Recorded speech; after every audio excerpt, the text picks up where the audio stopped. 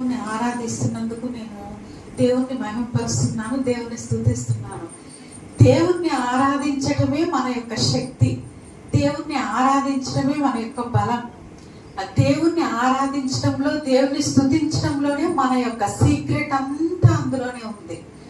మనము చర్చికి దేవుని బిడ్డల మధ్యకు వచ్చినప్పుడు దేవుణ్ణి ఎలా ఆరాధించాలంటే, దేవుడు ఏం కోరుకుంటున్నాడు? పూర్ణ హృదయంతో, పూర్ణ మనస్సుతో, పూర్ణ బలంతో.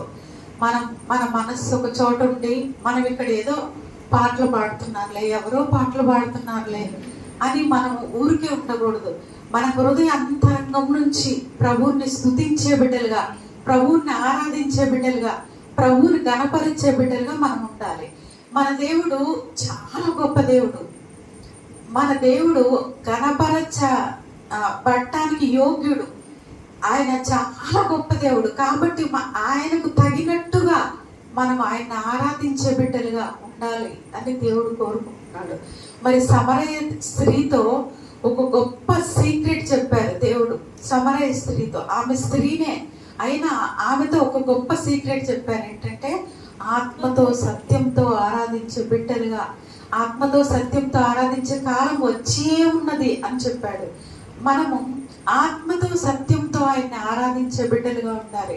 మీరు ఎప్పుడు పాటలు పాడినా, ఎవరు పాటలు పాడినా ఒకటి గుర్తుంచుకోవాలి. దేవుని యొక్క మందిరానికి వస్తున్నప్పుడే నేను ఆరాధించడానికి వెళ్తున్నా, దేవుని స్తుతించడానికి వెళ్తున్నా, దేవుని మహిమపరచడానికి వెళ్తున్నాను అనే ఒక మనస్సుతోనే వచ్చి, నిజంగా పూర్ణ మనసుతో, ఇంకా వేరేవి మర్చిపోవాలి. ఇంట్లోని విషయాలు, నీకున్న బాధలు, నీకున్న ఇబ్బందులు, నీకున్న కష్టాలు అన్నీ మర్చిపోవాలి. ఇంట్లో స్టవ్ వెలిగించానా, ఇంట్లో పాలు పెట్టొచ్చానా, ఇంట్లో అదే ఇదే కాదు, అన్నీ మర్చిపోయి నిజంగా మనసారా ఆయన్ని స్తుతించి, మనసారా ఆయన్ని కీర్తించే ఆ యొక్క ఇదిలో ఆత్మతో సత్యముతో నిజంగా పరిశుద్ధాత్మను కలిగి ఆయన ఆరాధించే బిడ్డలుగా ఉన్నప్పుడు నిజంగా ఆయనకు మనం ఇష్టలుగా ఉంటాం. మనం అప్పుడు మన యొక్క ఆరాధన ఆయన సన్నిధికి ఒక ధూపంగా, నైవేద్యంగా చేరుతుంది. మీరు ఎప్పుడు ఇద్దరు ముగ్గురు కూడుకున్నా కూడా దేవుణ్ణి ఆరాధించే బిడ్డలుగా, దేవుని మహిమపరిచే బిడ్డలుగా, దేవుని గణపరిచే బిడ్డలుగా ఉండాలి. ఇది దేవుడు కోరుకుంటున్నాడు. అదే సమరయ స్త్రీతో దేవుడు చెప్పాడు. దేవుని నామానికి మహిమ కలుగును గాక. మరి మీ మధ్యలో ఉండటం నిజంగా సంతోషం. దేవుడిచ్చిన ఈ సమయాన్ని బట్టి దేవునికే వందనాలు తెలియజేస్తున్నాను. మరి దేవుడు ఏదో ఒకటి చెప్పటం కాదు, కానీ మరి నేను దేవుని సన్నిధిలో వేచున్నా, ప్రభా మీ మధ్యలోకి వస్తున్నా, మరి ఏంటి ప్రభా, ఏం చెప్పాలి, నీ బిడ్డలకి ఏం చెప్పాలి అని నేను దేవుని యొక్క సన్నిధిలో వేచి ఉండి ప్రార్థిస్తూ ఉన్నా. దేవుని యొక్క ప్రేరేపణను, దేవుని యొక్క మాటను మనం గ్రహించే బిడ్డలుగా ఉండాలి.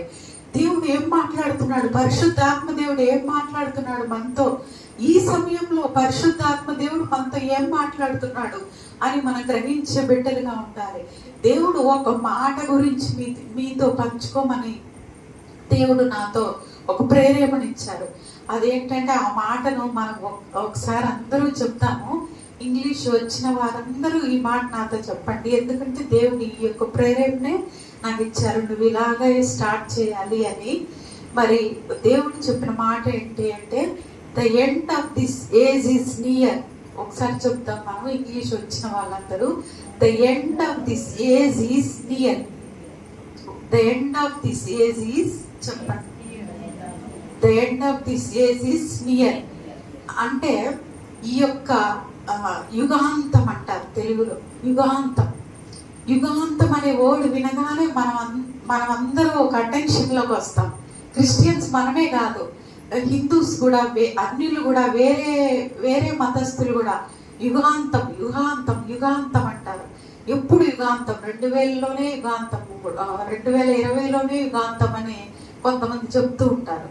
యుగాంతం అంటే the end of this world is very near అని దేవుడు ఈ మాటతో స్టార్ట్ చేయమన్నారు. ఈ యొక్క యుగము త్వరలో అంతము కాబోతుంది, అది చాలా దగ్గరకు వచ్చింది అని దేవుడు ఈ మాటలు మీతో పంచుకోమన్నాడు.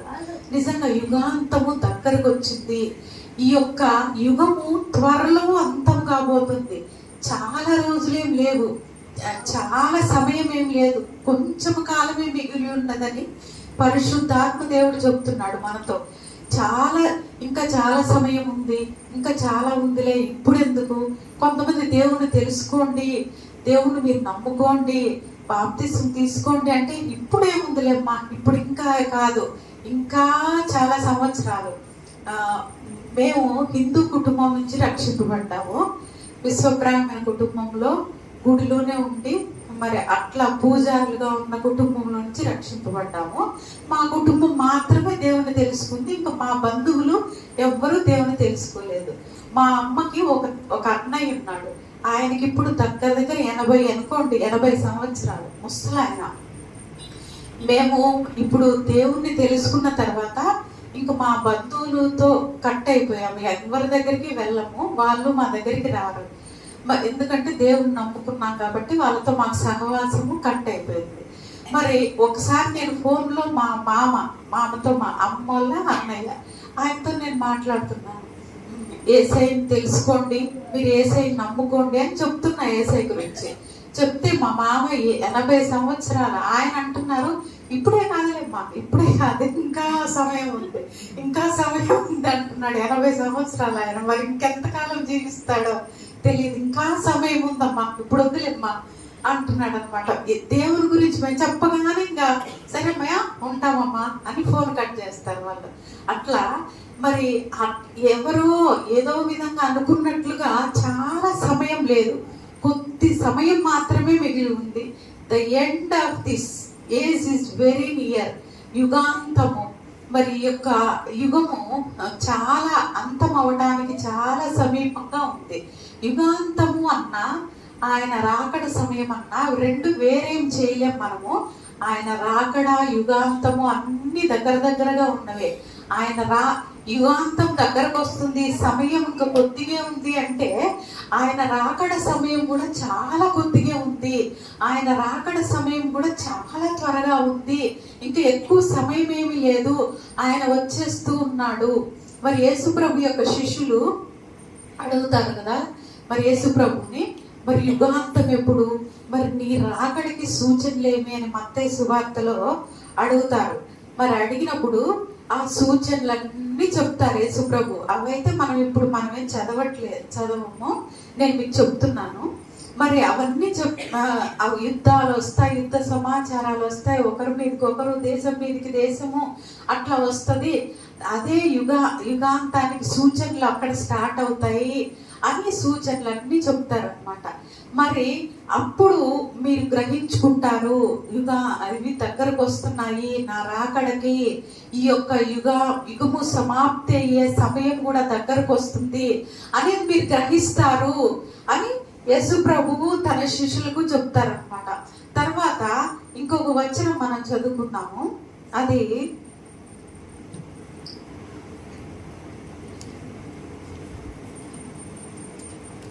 మత్తయి సువార్త 24వ అధ్యాయము 3వ వచనం. ఒలీవల కొండ మీద కూర్చుని ఉండనప్పుడు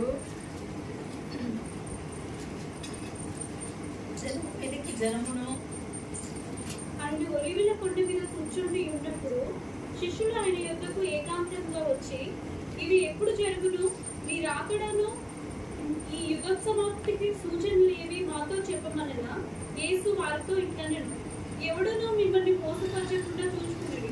అనేకులు నా పేరిట వచ్చి నేనే క్రీస్తునని చెప్పి. ఒక్క నిమిషం, ఇంకొకటి లూకా సువార్త 21వ అధ్యాయం ఒకసారి తీద్దాము.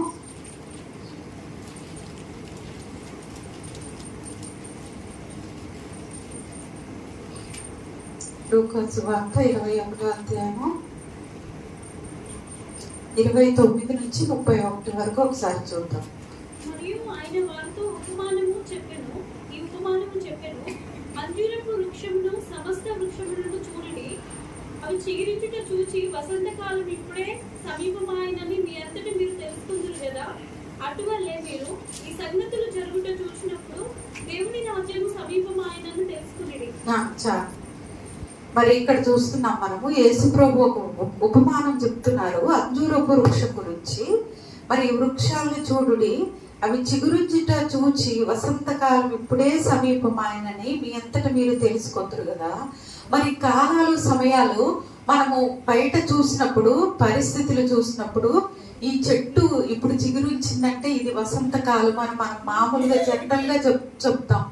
మరి మబ్బులు పట్టగానే ఇప్పుడు వర్షం వస్తుంది అని మనం బయట వాతావరణం చూడగానే మనం చెప్పేస్తాం, ఇది ఈ కాలము, ఇది ఈ కాలము, ఇది వసంతకాలము, ఇది ఎండాకాలం వచ్చేది అని కాలాలు సమయాలు మనకు వెంటనే తెలిసిపోతాయి. మరి అదే మనము ఈ యొక్క కాలాలు మనం గ్రహించగలుగుతున్నాము. కానీ దేవుని యొక్క కాలాలు, దేవుని యొక్క సమయాలు, పరిశుద్ధాత్మ దేవుడు ఏ విధంగా కదులుతున్నాడు, మరి దేవుని యొక్క సమయం ఏ విధంగా ఉంది, మరి ఆయన ఈ యొక్క సమయాలను మనం గ్రహించే బిడ్డలుగా మనం ఉండాలి. ఇంకా కొన్ని వచనాలు మనం చూద్దాము. ఆయన యొక్క కాలములు, సమయములు మనం గ్రహించే బిడ్డలుగా ఉండాలి. మనము ఏ విధంగా ఆయన యొక్క కాలాలు, సమయాలు మనం గ్రహించగలము అనేది కొద్ది మాటలు మనం చూద్దాము.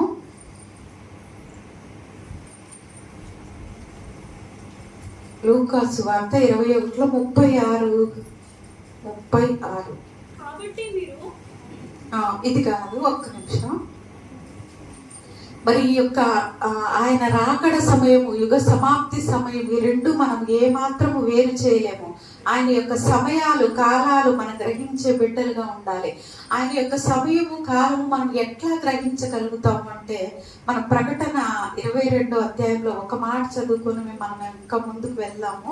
ప్రకటన 22వ అధ్యాయము ఒక మాట మీకు చదివి వినిపిస్తాను. ప్రకటన 22:17. ఆత్మయు పెళ్లి కుమార్తెయు రమ్ము అని చెప్పుచున్నారు, వినువాడు రమ్ము అని చెప్పవలను. దప్పికొనిన వారిని రానిమ్ము, ఇచ్చయించు వారిని జీవజనములు ఉచితంగా పుచ్చుకొననిమ్ము. మరి కాలములు, సమయములు మనం గ్రహించే బిడ్డలుగా ఉండాలి అంటే మనం ఎలా గ్రహించగలము ఈ కాలాలు, సమయాలు? మనము మామూలుగా న్యాచురల్ గా అయితే వర్షం పడుతుంది, ఇది వసంతకాలం చిగురుస్తుంది అని చెప్తాము. మరి మనం దేవుని విషయాలు, దేవుని కాలాలు, దేవుడు ఏ విధంగా కదులుతున్నాడు అనేది మనం ఏ విధంగా గ్రహించాలంటే, ఆత్మయు పెళ్లి కుమార్తెయు రమ్ము అని చెప్పుచున్నారు. పరిశుద్ధాత్మలో మనం ఎప్పుడు పరిశుద్ధాత్మను గ్రహిస్తూ, పరిశుద్ధాత్మ నడిపింపును గ్రహిస్తూ, మరి పరిశుద్ధాత్మలో మనం ఉన్నప్పుడు మరి ఆయన యొక్క సమయాలు పరిశుద్ధాత్మ దేవుడే మనకు బయలుపరుస్తారు, పరిశుద్ధాత్మ దేవుడే మనకు ప్రేరేపిస్తారు, పరిశుద్ధాత్మ దేవుడే మనకు సిద్ధపరుస్తారు. ఆ విధంగా పరిశుద్ధాత్మ దేవునితో ఒక్కటిగా ఉండాలన్నమాట. పరిశుద్ధాత్మ దేవుడు ఏదైతే ఆలోచిస్తున్నాడో, పరిశుద్ధాత్మ దేవుడు ఏదైతే తలస్తున్నాడో అది మనం అదే ఇక్కడ ఆత్మయు పెళ్లి కుమార్తెయు అంటే పరిశుద్ధాత్మ దేవుడు, పెళ్లి కుమార్తె, సంఘము కూడా ఇద్దరు ఒక్కటే ఆలోచనలు, ఒక్కటే తలంపులు. పరిశుద్ధాత్మ దేవుడు ఏ విధంగా కదులుతాడో అదే విధంగా కదిలే బిడ్డలుగా మనం ఉన్నప్పుడు ఈ కాలాలు, సమయాలు మనం గ్రహించగలం. ఈ కాలాలు, సమయాలు అందరూ గ్రహించలేరు. కొంతమంది పరిసయ్యులు, సద్దుకాయులు అనే వాళ్ళు ఉన్నారు బైబిల్లో. వాళ్ళైతే కాలాలు, సమయాలు వాళ్ళకి వాక్యం అంతా తెలుసు, కానీ ఇది ఏ కాలము అనేది వాళ్ళు గ్రహించని స్థితిలో వాళ్ళు ఉన్నారనమాట. పరిసయ్యులు, సద్దుకాయులు. వాళ్ళు ఒక మాట మీకు చూపిస్తాను బైబిల్లో. మత్తయి సువార్త 16వ అధ్యాయం.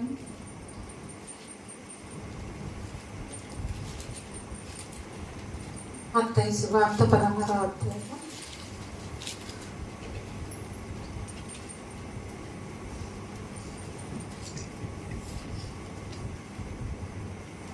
ఇక్కడ 16వ అధ్యాయం 1వ వచనంలో 1, 2 ఒకసారి చదవండి. పరిశీలన సదుపాయాలను వచ్చి ఆయనను శోధించుటకు ఆకాశం నుండి యొక్క సూచక క్రియను తమకు చూపమని ఆయనను అడగగా ఆయన ఇట్లనెను, సాయంకాలంలో మీరు ఆకాశం ఎర్రగా ఉన్నది కనుక వర్షం కురిదనియు, ఉదయం ఆకాశం ఎర్రగాను మబ్బుగాను ఉన్నది కనుక నేడు గాలివాన వచ్చుననియు చెప్పుదురు కదా. మీరు ఆకాశ వైఖరిని ఎరుగుదురు కదా, కానీ ఈ కాలంలో సూచనలు వివేచింపలేరు.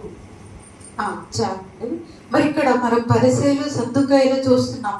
వీళ్ళు వీళ్ళు వీళ్ళంట సమయాలు వాళ్ళు గ్రహించలేరంట, వాళ్ళు వివేచింపలేరంట. మరి ఈ కాలంలో సమయములు సరే, ఇప్పుడు యుగాంతం వస్తుంది. The end of this world is near. ఈ యుగాంతము దగ్గరకు వస్తుంది. మరి ఇంకా ఈ యొక్క యుగము త్వరలో అంతం కాబోతుంది అనే సమయంలో మరి ఇంకా ఏమాత్రము సమయం లేదు, కాలం కొంచెమే ఉన్నది అనే యొక్క సమయంలో మనం ఉండగా ఈ సమయాన్ని అందరూ గ్రహించలేరు. కానీ నువ్వు గ్రహించే బిడ్డగా ఉండాలని దేవుడు కోరుకుంటున్నాడు. మనం ఎట్టి సమయంలో ఉన్నాము, ఎట్టి సమయంలో ఉన్నాము అనేది మనం గ్రహించుకోవాలి. ఎట్లా గ్రహించుకోవాలి? బైబిల్లో అన్ని వ్రాయబడి ఉన్నాయి, సూచనలు అన్ని జరుగుతున్నాయి. సూచనలు ఆల్రెడీ చాలా వరకు జరుగుతున్నాయి.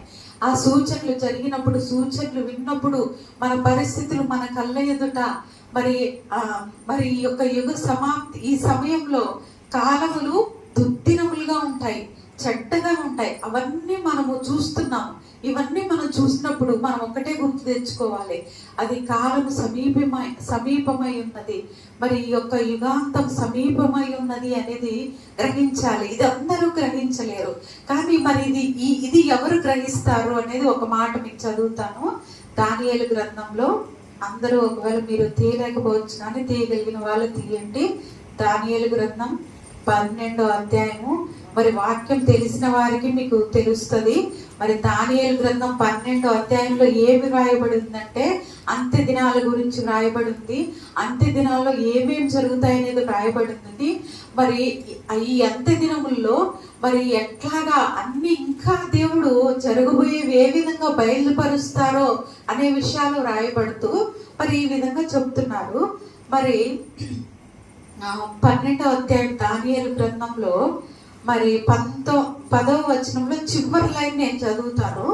కనుక ఏ దుష్టుడును ఈ సంగతులు గ్రహింపలేకపోవును గాని బుద్ధిమంతులు గ్రహించెదరు.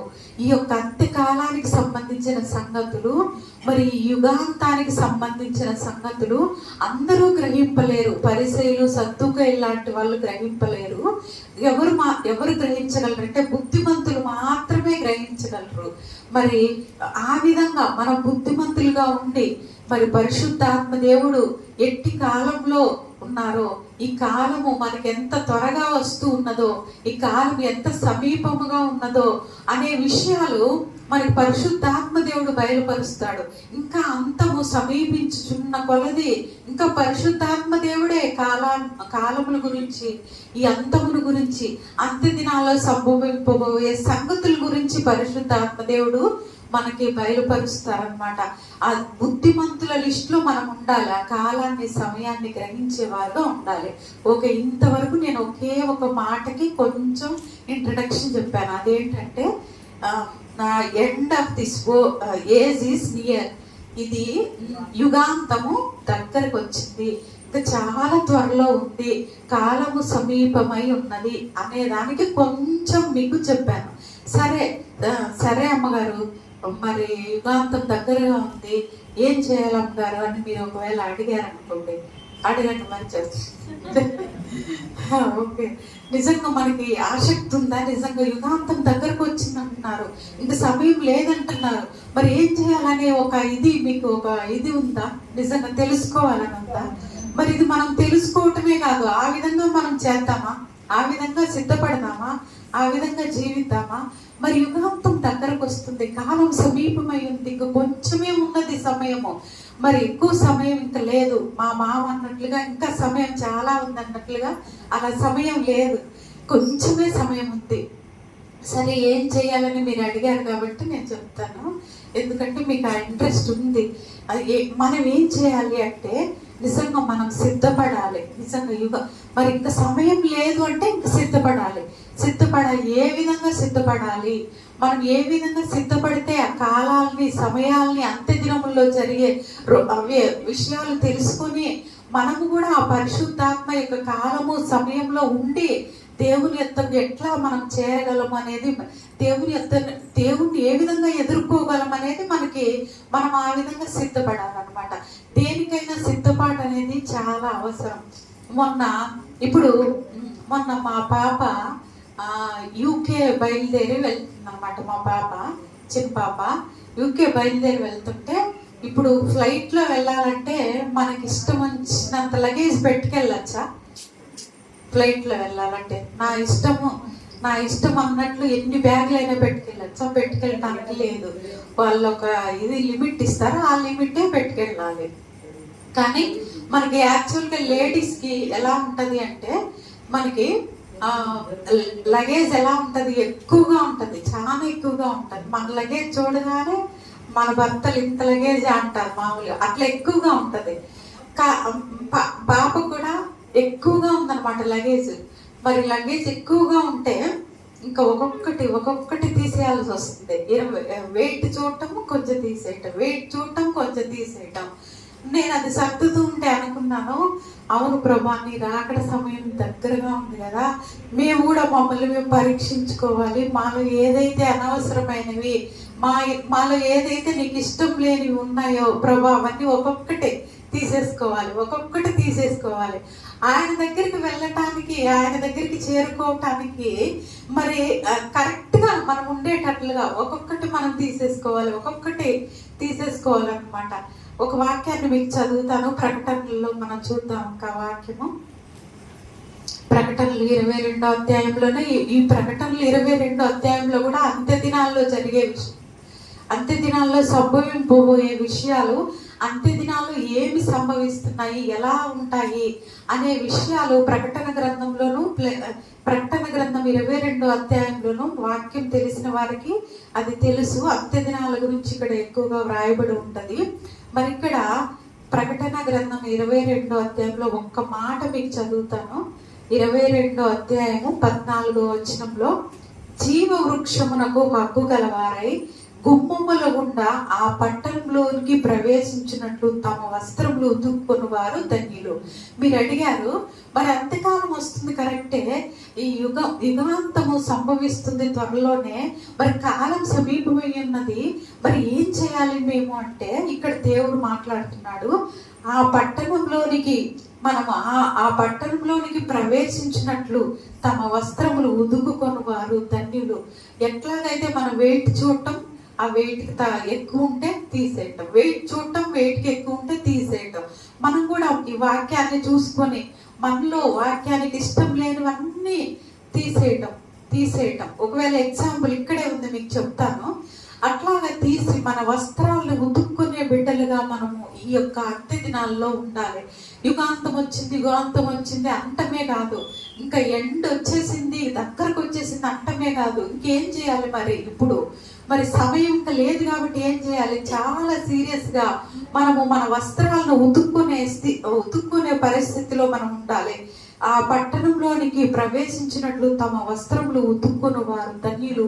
మనలో ఏదైతే మలినం ఉందో, మనలో ఏదైతే దేవునికి ఇష్టం లేనిది ఉందో, మరి ఈ యొక్క అంత్య దినాల్లో మనము సిద్ధపడేవారుగా మనల్ని మనం ఖాళీ చేసుకొని మనము ఆయన పట్టణంలోనికి ప్రవేశించే వారుగా సిద్ధపడే బిడ్డలుగా ఉండాలని దేవుడు కోరుకుంటున్నాడు.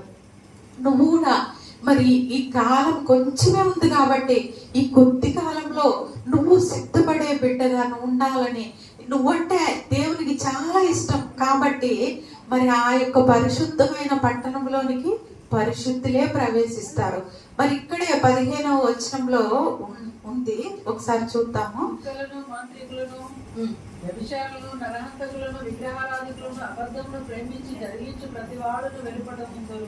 ఈ వాక్యం మనకు బాగా తెలుసు. కుక్కలు, మాంత్రికులు, వ్యభిచారులు, నరహంతకులు, విగ్రహారాధికులు, అబద్ధమును ప్రేమించి జరిగించు ప్రతి వాడు వెలుపడముందరు. మరి మనము పరలోక రాజ్యం కోసం మనం జీవిస్తున్నాం, పరలోక రాజ్య పట్టణం కోసం మనం జీవిస్తున్నాం. ఆ దానికోసం మనం ఎదురు చూస్తున్నాం. దేవుని రాజ్యంలోనికి వెళ్ళాలనే మన ఆశ. ఇక్కడ ఉన్న వాళ్ళందరికీ దేవుని దగ్గరికి వెళ్ళాలనే ఆశ. కాబట్టే మీరు దేవుని యొక్క మందిరానికి వచ్చారు.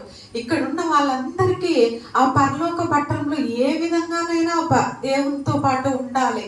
నన్ను నేను సిద్ధపరచుకొని, నన్ను నేను కడుక్కొని, పాపులైతే ఆ పట్టణానికి ప్రవేశించలేరు. ఎందుకంటే అది పరిశుద్ధమైన పట్టణం. పరిశుద్ధమైన పట్టణంలో పరిశుద్ధులు మాత్రమే ప్రవేశించగలరు. మన వస్త్రాలు ఉతుక్కొని మనము ఆయన పట్టణంలోకి ప్రవేశించే బిడ్డలుగా ఉండాలి. కుక్కల్లాంటి ఒక స్వభావం మనలో ఉంటుంది. కుక్కలు అంటే కుక్కలు కాదు, కానీ కుక్కలాంటి స్వభావము.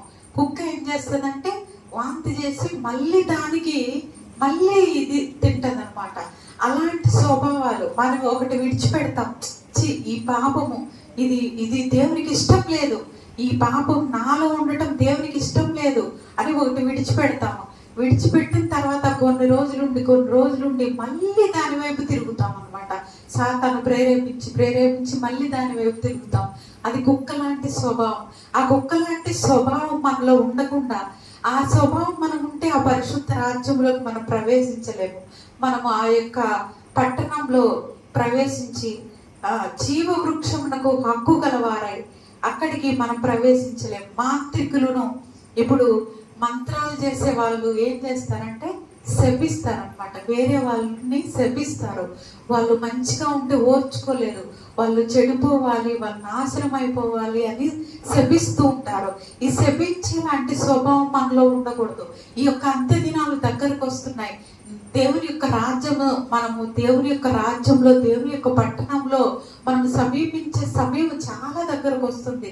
కాబట్టి మనలో దేవునికి ఇష్టం లేనిది ఒక్కొక్కటి పరిశుద్ధాత్మ దేవా నాకు సహాయం చేయి, ఇది నాలో నుంచి తీసివేయి అన్నప్పుడే మనం సిద్ధపడగలం.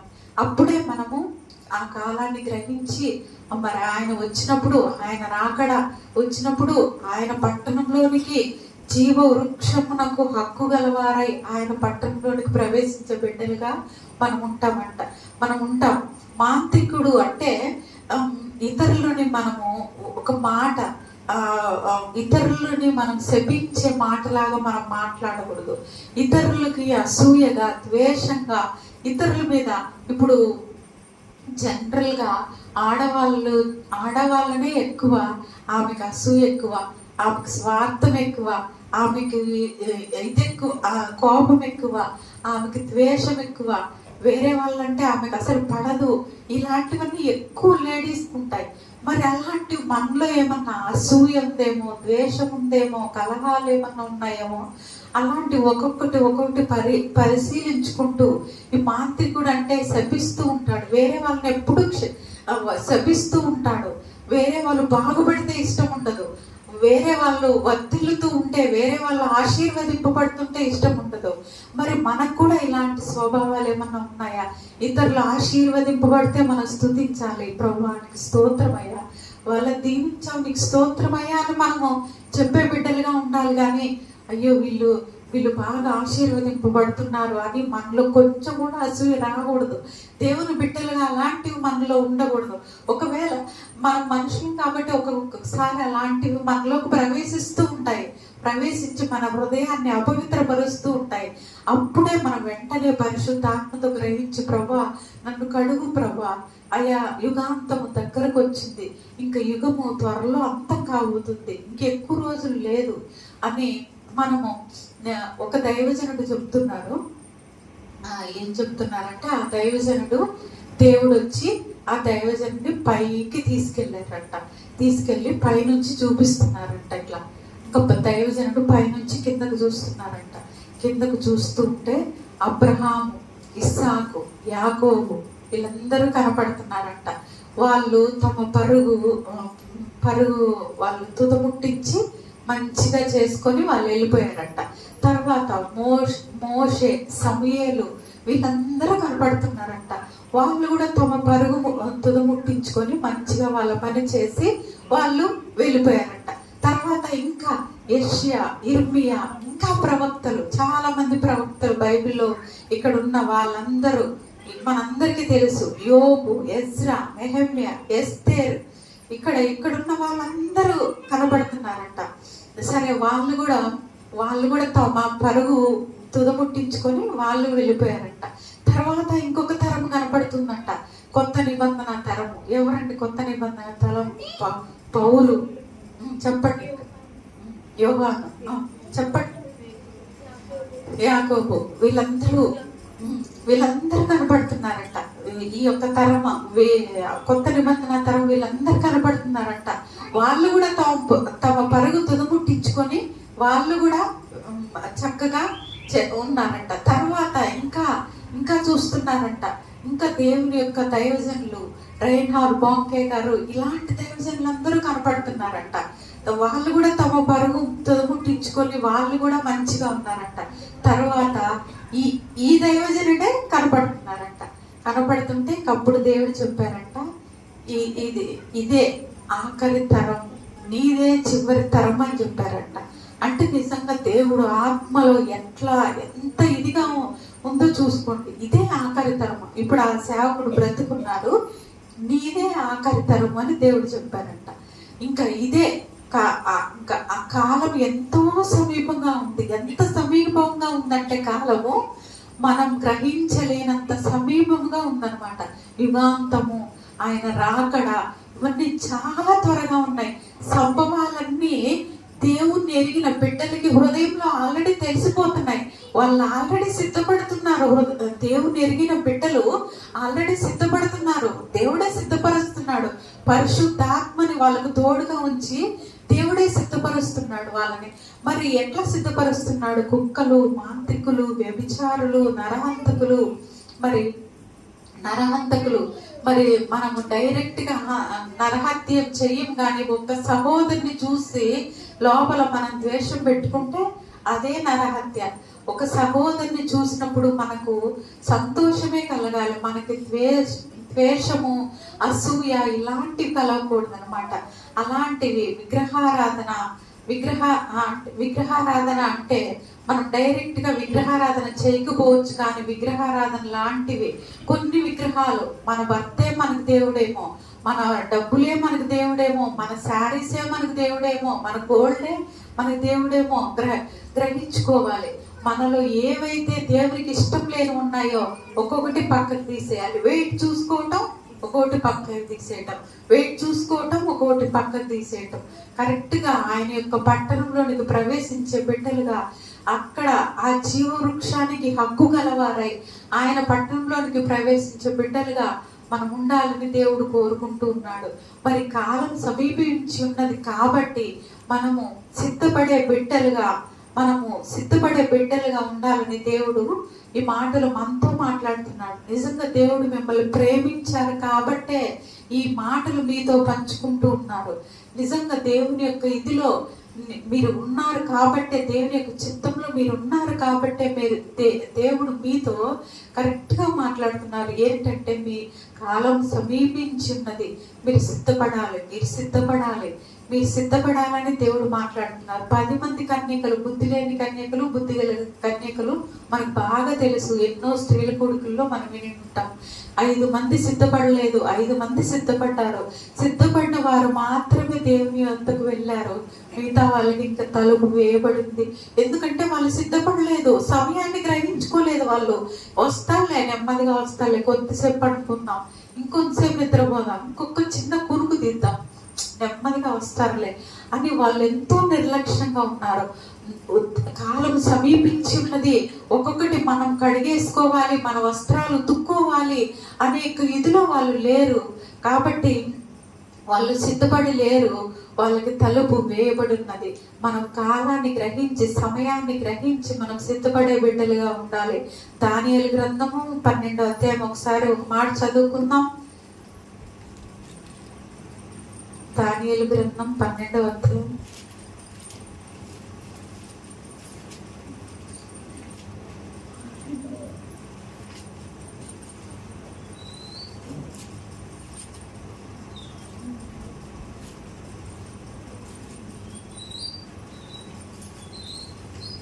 పన్నెండవ అధ్యాయంలో మీకు 10వ వచనాన్ని నేనే చదువుతాను. అనేకులు తమ్మును శుద్ధిపరచుకుని ప్రకాశమానులను నిర్మలులను అగుదురు, దుష్టులు దుష్ట కార్యములు చేయుదురు గనుక ఏ దుష్టుడును ఈ సంగతులు గ్రహింపలేకపోవును, కానీ బుద్ధిమంతులు గ్రహించెదరు. మరి అంత్య దినాల్లో సంభవించబోయే సంగతులు ఇక్కడ మరి దేవుడు 12వ అధ్యాయంలో తెలియజేస్తున్నారు. మరి అంత్య దినాల్లో ఏం జరుగుతుందంటే, అనేకులు తమ్మును శుద్ధిపరచుకొని ప్రకాశమానులను నిర్మలులను అగుదురు. చాలా ఉంటాయి, కానీ ఈ యొక్క అంత్య దినాల్లో మనం చేయాల్సిన ఇంపార్టెంట్ ఏంటి అంటే మనల్ని మనం శుద్ధిపరచుకోవాలి. సర్వలోకాన్ని సంపాదించుకొని మన ఆత్మను పోగొట్టుకుంటే మనకి ఏ ఉపయోగము లేదు. మనం అన్ని చేసి అన్ని సంపాదించుకొని, ఇప్పుడు జాబ్ చేసే వాళ్ళు మార్నింగ్ వెళ్ళి ఈవినింగ్ వస్తారు, ఎంత సంపాదించినా ఇప్పుడు వాళ్ళ ఆత్మ రక్షింపబడకపోతే ఎంత శ్రమ పడినా వ్యర్థం. కాబట్టి అనేకులు తమ్మును శుద్ధిపరచుకొని ప్రకాశమానులను నిర్మలులు అగుదురు. ఈ అంత్య దినాల్లో మరి అనేకులు శుద్ధిపరచుకుంటారంట. ప్రకాశమానులను నిర్మలులు అగుదురు. తమ వస్త్రములు ఉతుక్కునే విధంగా ప్రకాశమానంగా నిర్మలులుగా మనకు మనము శుద్ధిపరచుకునే బిడ్డలుగా, మనకు మనం మనలో ఉన్నవి పరీక్షించుకొని అవన్నీ వేసుకునే బిడ్డలుగా, గలతీ పత్రికలో శరీర కార్యములు మనకి స్పష్టంగా తెలుసు. ఒకసారి చదువుదాం. అవి గలతీ పత్రికలో శరీర కార్యములు స్పష్టమై ఉన్నవి. అవి ఒకసారి చదువుదాం. శరీర కార్యములు చదవండి. స్పష్టమై ఉన్నవి. అవేగనగా జారత్వము, అపవిత్రత, కాముకత్వము, విగ్రహారాధన, వ్యభిచారము, ద్వేషము, కలహము, మత్సరములు, క్రోధములు, కక్షలు, భేదములు, త్రిమతములు, అసూయలు, మత్తతలు, అల్లరితో కూడిన ఆటపాటలు మొదలైనవి. చాలండి. మరి ఇక్కడ శరీర కార్యంలో మనం చూస్తున్నాం.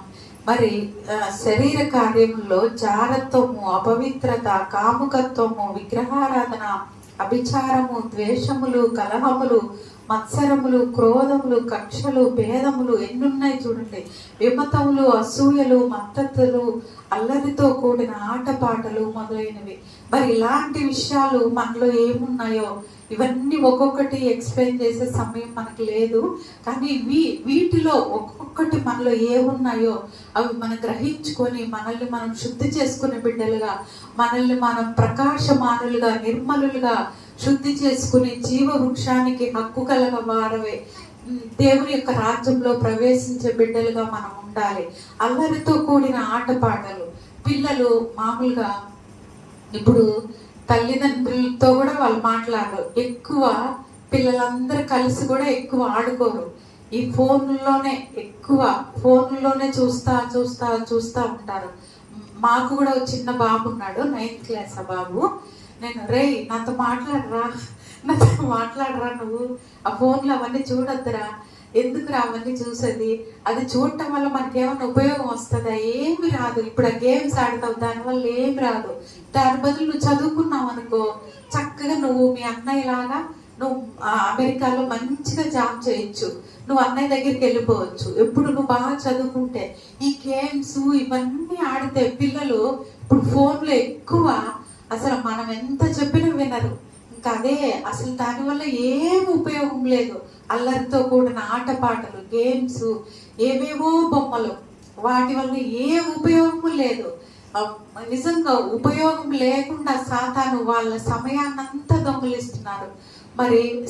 మరి అట్లా కాకుండా పిల్లలు కూడా దేవుని గురించి తెలుసుకునేటట్లుగా, నువ్వు దేవునివి చూడు ఏవైనా, లేదంటే నువ్వు చదువుకో అని నేను మా బాబుకు కూడా నేను చెప్తా ఉంటాను. అట్లాగే ఇప్పుడు అల్లరితో కూడిన ఆటపాటలు పిల్లలు కూడా, మరి వాళ్ళు కూడా దేవుని యొక్క సన్నిధిలో సిద్ధపడే బిడ్డలుగా, మరి ఈ యొక్క శరీర కార్యాలు మనలో ఒక్కొక్కటి పరీక్షించుకుంటూ మనం దేవుని యొక్క రాకడకు, మరి ఆయన సమీపంగా ఉన్నారు కాబట్టి మనం సిద్ధపడే బిడ్డలుగా, తర్వాత ఇంకా కొన్ని విషయాలు మెలకువగా ఉండి ప్రార్థించే బిడ్డలుగా, మరి మనము మెలకువగా ఉండి ప్రార్థించినప్పుడే పరిశుద్ధాత్మ బయలుపరిచే సంగతులు, పరిశుద్ధాత్మ యొక్క కాలములు, పరిశుద్ధాత్మ యొక్క కదలికలు కూడా మనం గ్రహించగలం. మరి ఈ విధంగా మెలకువగా ఉండి ప్రార్థించే బిడ్డలుగా, నిజంగా లేడీస్కి ఒక మంచి విషయం దేవుడు ఇచ్చారు. అదేంటంటే మనం పట్టుదలతో ప్రార్థన చేయగలం. నిజంగా ప్రతి ఒక్కరూ, ఇక్కడున్న ప్రతి ఒక్కరూ పట్టుదలతో ప్రార్థన చేయగలిగిన శక్తి మనకు దేవుడు ఇచ్చారు.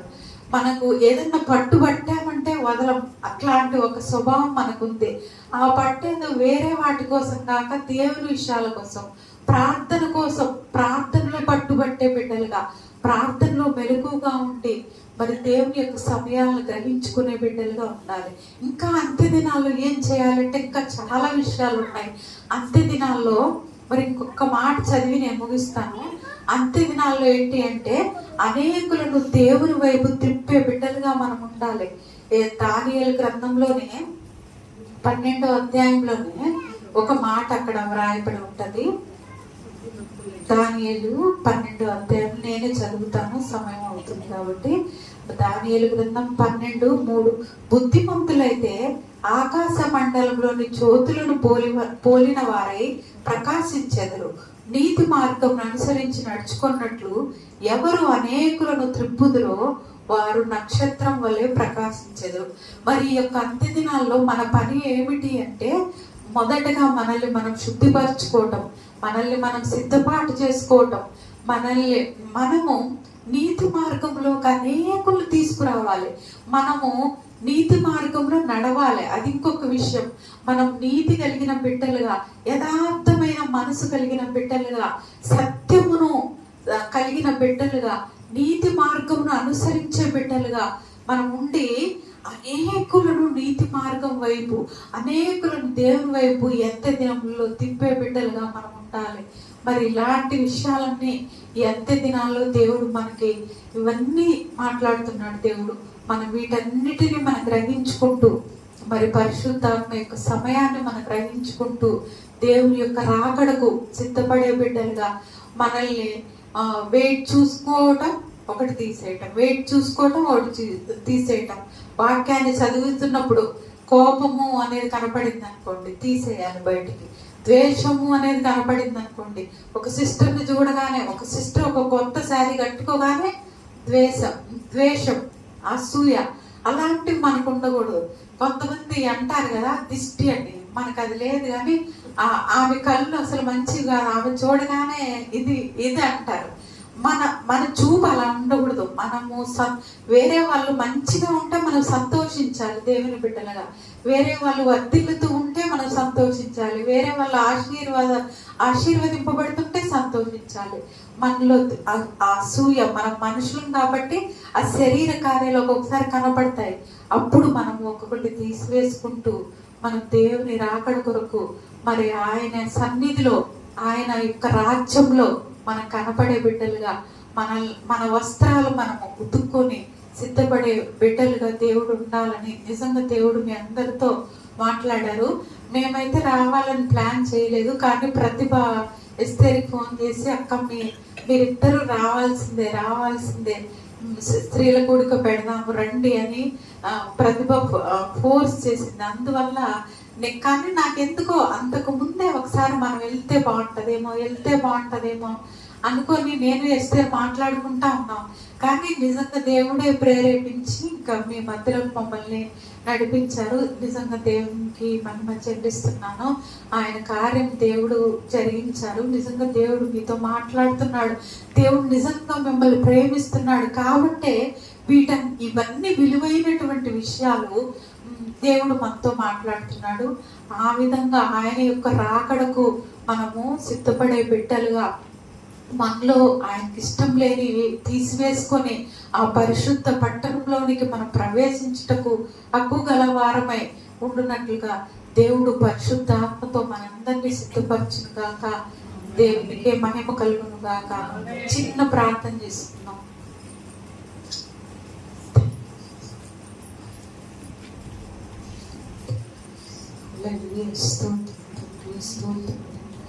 లోయలులా పూడ్చబడాలి, కొండలు కోనలు కదలిపోవాలి. లోయలెల్లా పూడ్చబడాలి, కొండలు కోనలు కదలిపోవాలి. వక్ర మార్గము సక్రమవ్వాలి, కరుగు మార్గం నునుపవ్వాలి. రాజు వస్తున్నాడు ఆయత్తపడదాం, యేసు వస్తున్నాడు ఎదురు వెళ్ళుదాం. రాజు వస్తున్నాడు వస్తున్నాడు, ఎదురు వెళ్ళుదా. హల్లెలూయా. పరిశుద్ధుడా మా ప్రియ పరలోకమందున తండ్రి మీకు స్తుతులు స్తోత్రాలు వందనాలు చెల్లిస్తున్నాం ప్రభా. అయా ఎస్తేర్ని నన్ను ఇక్కడికి మీరు తీసుకొచ్చి ప్రభా ఈ బిడ్డలతో నాయన కొన్ని విషయాలు నువ్వు మాట్లాడటానికి నాయన మీరు ఇచ్చిన కృపను బట్టి మీకు వందనాలు చెల్లిస్తున్నాం. అయ్యా చిన్న మంద అయినా ప్రభా, చిన్న మంద పెద్ద మంద అని కాదు, కానీ నువ్వు ఒక్కరు కూడా నశించుకోవడం నీకు ఇష్టం లేదు కాబట్టే ఒక్క ఆత్మను కూడా నువ్వు నా తండ్రి అయ్యా వదిలిపెట్టలేక 99 ఆత్మలను విడిచి ఒక్క ఆత్మ కోసం నాయన నువ్వు ప్రయాసపడే దేవుడు. ఎందుకంటే అంత ప్రేమ కలిగిన దేవుడు. ఇక్కడున్న ప్రతి ఒక్కరిని నువ్వు ఎంతగానో ప్రేమిస్తున్నావు తండ్రి. అందుకే నీ ఒక్కగానొక్క కుమారుని ప్రభా అయ్యా నా తండ్రి మా కొరకు నువ్వు బలి అర్పణగా ఇచ్చావు తండ్రి. బిడ్డలను నువ్వు ప్రేమించి అయ్యా మాట్లాడిన ప్రతి మాటను బట్టి మీకే కృతజ్ఞతాస్తుతులు చెల్లిస్తున్నాం. మమ్మల్ని ఇక్కడికి తీసుకొచ్చినందుకు మీకే కృతజ్ఞతలు చెల్లిస్తున్నాం తండ్రి. అయ్యా నీ బిడ్డలను ప్రభా మరి అంత్యకాలంలో ఉండగా మమ్మల్ని అందరినీ సిద్ధపరచండి. మాకు అన్నీ ఉండి మా ఆత్మను మేము పరలోక రాజ్యంలో నాయనా అయ్యా అక్కడ మేము ఉండకపోతే నాయనా నీ రాకడ సమయంలో ప్రభా అయ్యా నీతో పాటు మేము ఉండకపోతే మాకు వ్యర్థం కాబట్టి నాయనా అయ్యా మాకు నాయనా అయ్యా తండ్రి ఈ విషయాల్లో మమ్మల్ని అయ్యా నా తండ్రి శుద్ధీకరించి అయ్యా మమ్మల్ని మేము సిద్ధం చేసుకునేటట్లు అయ్యా మా వస్త్రాలు మేము ఉతుక్కునేటట్టు మీ యొక్క కృపను పరిశుద్ధాత్మ ద్వారా అయ్యా మెండుగా మాకు ఈ అంత్యదినముల్లో కుమ్మరించమని మీకే స్తుతులు స్తోత్రాలు వందనాలు చెల్లించుకుంటూ యేసుక్రీస్తు యొక్క పరిశుద్ధమైన నామంలో అడిగి వేడుకొంచున్నాం తండ్రి. ఆమేన్. Praise lord.